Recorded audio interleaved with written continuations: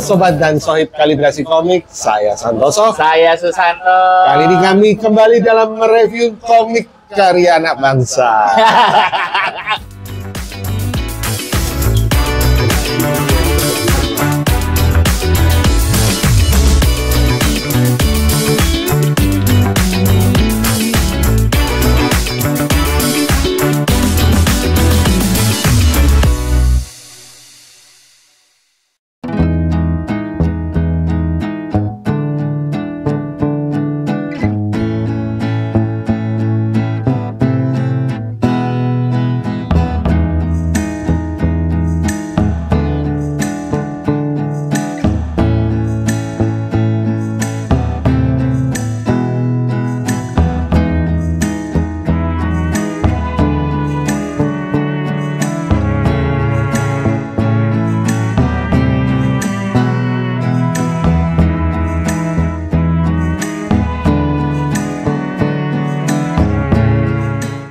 Hari ini kita akan ada yang pertama itu pastinya adalah penandatanganan kerjasama antara Studio Incubation Program antara Kisai dan Ghost-Toon. Yeay! Nah, hadir juga bersama kita hari ini perwakilan kita dari Studio Incubation Program yang satunya lagi, yaitu dari tim Bono Benep Studio. Nah, kita sebenarnya hari ini itu ada dua, yang pertama adalah penandatanganannya, yang kedua itu nanti adalah konferensi pers. Gitu. Nah, cuman untuk penandatangannya ini kita akan lakukan dan untuk konferensi pers nanti teman-teman bisa kembali. Kita makan-makannya. Oh iya, kita juga ada yang ketiga ternyata ada makan siang bareng-bareng nanti. Gitu. Nah, oke kalau gitu kita akan sudah mulai dari konferensi penandatanganan kontrak kerjasama Studio Incubation Program antara teman dan Ghost-Toon Studio. Boleh terlebih dahulu memperkenalkan diri dan mungkin brief about Ghost-Toon and apa harapan kamu dengan Ghost-Toon mengikuti executive program ini? Oke, jadi sebenarnya perkenalan, nama saya Mas Giro, saya adalah profesional artis dan di tahun 2021 saya berinisiatif untuk mendirikan Ghost-Toon karena sebagai artis dan juga sebagai orang yang berkecimpung di industri komik, saya mengetahui betul bagaimana tantangan dan juga potensi yang ada di dalam industri komik. Dan saya sendiri yakin bahwa yang hadir di sini semua mengalami hal itu dan juga tahu bagaimana tantangan dan opportunity yang ada. Dan sehingga yang mendirikan Ghost-Toon yaitu studio yang fokus pada action dan komedi. Kami sudah bekerjasama dengan beberapa time global seperti US, ini kemudian Bukui, dan pada saat ini dengan adanya Kisai Studio Incubation Program, saya berharap banyak kolaborasi yang bisa terjadi antara Ghost-Toon, Kisai dan juga studio-studio yang juga mengikuti Studio Incubation Program yang lain.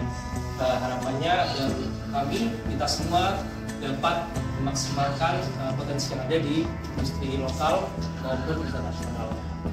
Begitu, dan juga saya berharap kedepannya Ghost-Toon dan Kisai dapat meningkatkan sayap untuk mencapai semua tujuan dan semangat mereka. Terima kasih.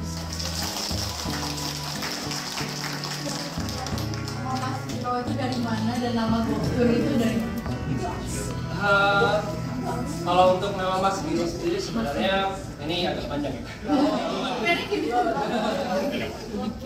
Jadi sebenarnya nama Mas Giro itu muncul karena dulu sebenarnya ini pengalaman pribadi ketika saya jadi toko buku yang terkenal itulah. Kemudian di situ saya melihat pemandangan bahwa ada beberapa orang yang sedang ingin beli komik. Kemudian ketika mereka mengambil komiknya dan melihat namanya, di situ ada nama Indonesia, gitu. Ada nama author Indonesia. Mereka bilang, jangan, ini punyanya author Indonesia. Gitu. Kualitasnya nggak kayak Jepang lah, gitu. Terus mereka kembalikan lagi. Gitu. Nah, dari situ saya membuat nama yang agak Jepangan supaya saya ingin mengejutkan mereka. Gitu. Jadi supaya mereka mengira ini author Jepang gitu, terus dibaca wah kualitasnya bagus gitu, tapi ternyata Indonesia gitu. Jadi saya ingin bisa membuktikan bahwa kualitas dari kreator Indonesia itu juga bisa selevel dengan mereka gitu. Dan itu adalah impian saya, impian pribadi saya, dan juga impian Gokstun ke depannya.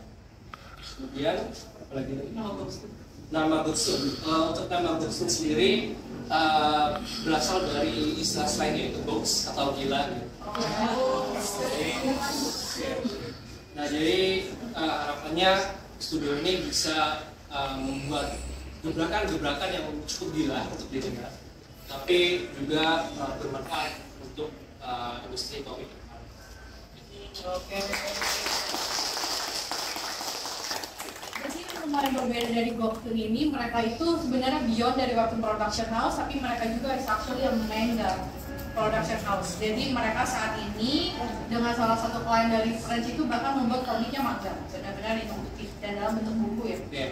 Jadi harapannya bersama dengan Gokstun kita bisa sama menciptakan karya baru di luar medium webtoon semata, tapi bisa juga dalam bentuk manga.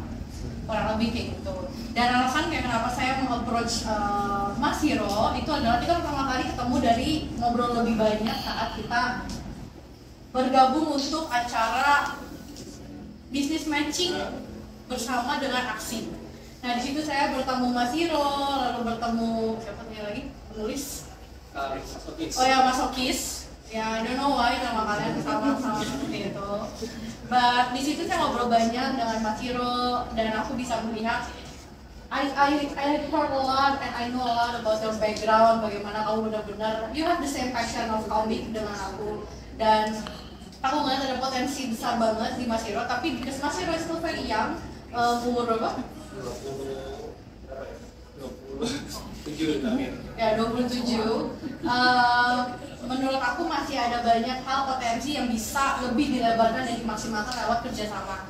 Dan ketika saya offering itu, thankfully dia melihat potensi yang sama juga dengan Kisai, and that's where we are now. So very happy for you to join our SIP program, and we will be making sure that together dengan semua studio incubation program yang ada di Kisai, kita bisa sama-sama soaring high untuk nunjukin always yang selalu tersebut bersama tim adalah proving that Indonesian works can achieve global recognition. Oke? Terima kasih. Salam kenal semuanya, saya Lucian Calvin, saya perwakilan dari Kisai Entertainment untuk Studio Incubation Program. Fungsinya saya sebagai salah satunya adalah sebagai mentor para teman-teman studio dari Gokstun dan juga dari Bonop Benep Studio. Untuk dari teman-teman Gokstun. Baik, selamat siang. Perkenalkan, nama saya Hiro dari Gokstun. Kami adalah partisipan dari program Studio Incubation Program ini. Di sini saya hadir bersama Iman, saya art editor dari Gokstun. Ya, kami di sini sedang menjalani incubation program selama 1 bulan, dan untuk kemudian harapannya kami bisa menjalin banyak kolaborasi bersama Kisai.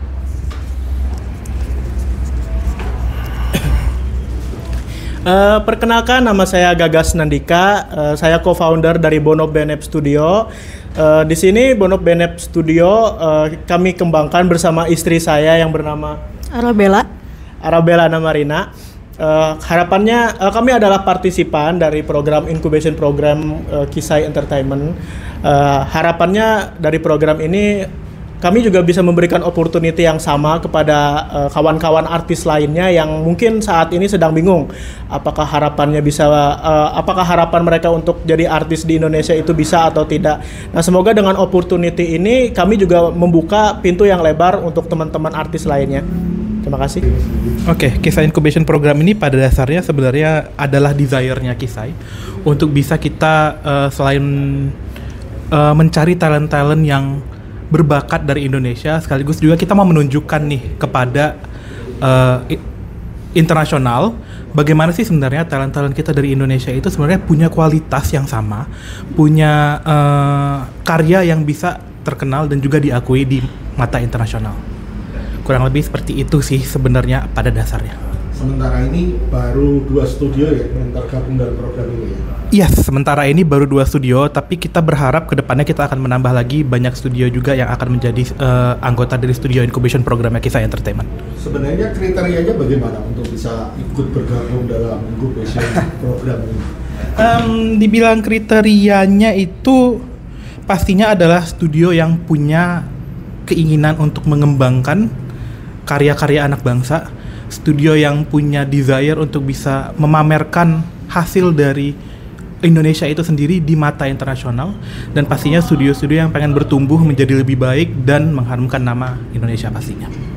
Kalau dari nama programnya kan incubation program, berarti ada proses di inkubasi para studio-studio ini? Yes, benar sekali. Nah, mungkin yang sudah pernah ngerasain banget itu Bono Benep Studio ya. Ya, sudah kita inkubasi di luar selama kurang lebih 1 bulan.